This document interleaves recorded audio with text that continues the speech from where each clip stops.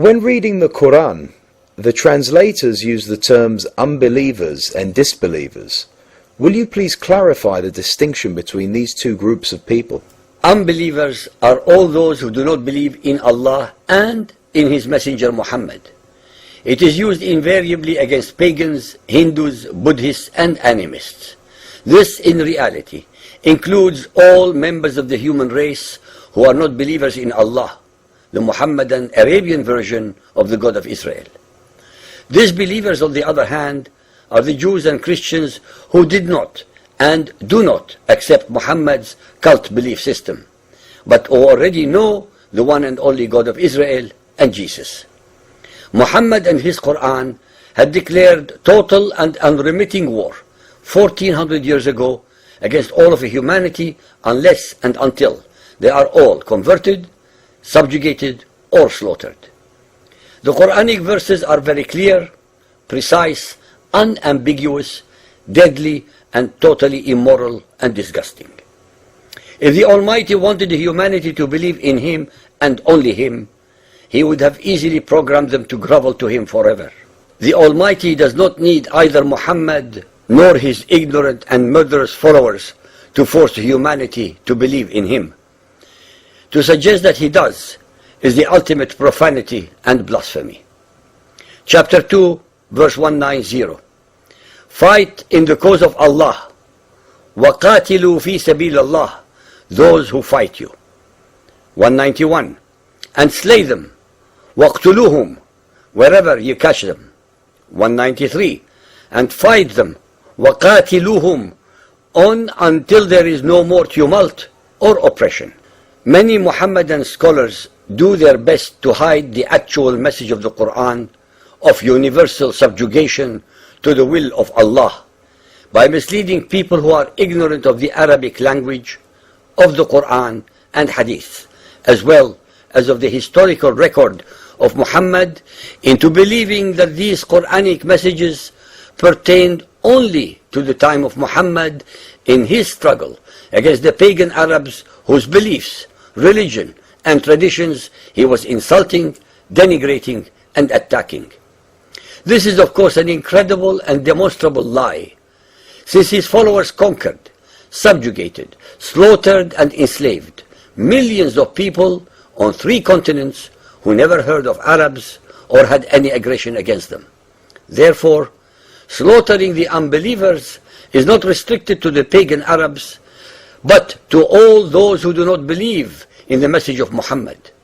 All Hindus, Zoroastrians, animists, Christians, polytheists, Buddhists, Jews, etc., anywhere and everywhere on earth. Chapter 4, verse 76. Those who believe fight in the cause of Allah. يُقَاتِلُونَ فِي سَبِيلِ اللَّهِ. And those who reject faith fight in the cause of evil. يُقَاتِلُونَ فِي سَبِيلِ الطَّاغُوتِ. So fight ye, فَقَاتِلُوا, against the friends of Satan. Those who reject faith are obviously all humans who do not follow Muhammad or his message. Chapter 5, 51.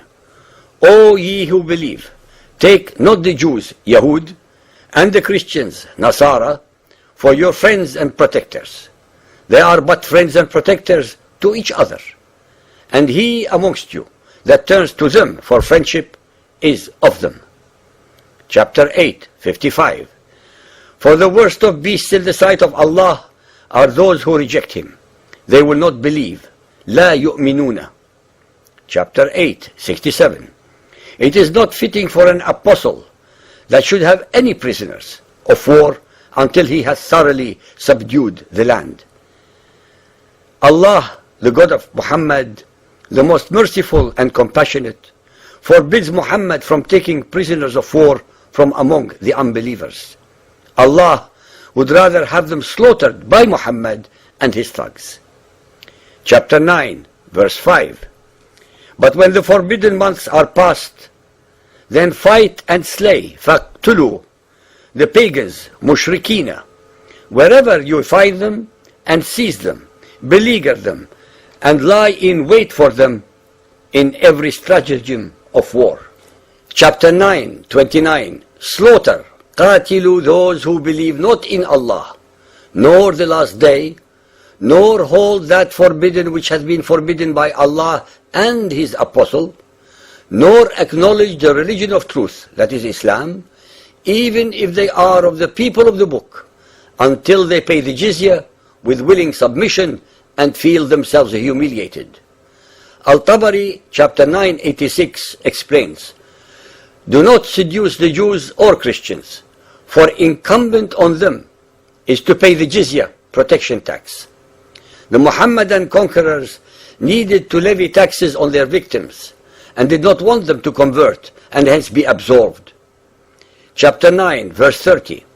The Jews call Uzair a son of Allah, and the Christians call Christ the son of Allah. That is a saying from their own mouths. In this, they but imitate what the unbelievers, الَّذِينَ كَفَرُوا, of old used to say. Allah's curse be on them, how they are deluded away from the truth. Chapter 9, 73. O Prophet, strive hard, jahid, against the unbelievers, al-kufara, and the hypocrites, munafiqeen, and be firm against them. Their abode is hell, an evil refuge indeed. Chapter 47, verse 4. Therefore, when you meet the unbelievers, الَّذِينَ كَفَرُوا, smite at their necks. Chapter 71, 26. And Noah said, O my Lord, leave not of the unbelievers, kafirina, a single one on earth. Ladies and gentlemen who are listening, be aware that there is not a single verse in the whole of the Quran that prescribes mercy towards the unbelievers. Chapter 72, verse 15. But those who swerve, unbelievers, they are but fuel for hellfire.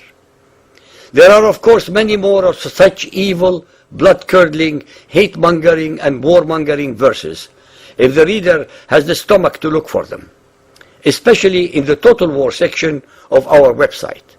The Quran is not a holy book. The Quran is a roadmap to total war. The Quran is Muhammad's early version of Hitler's Mein Kampf.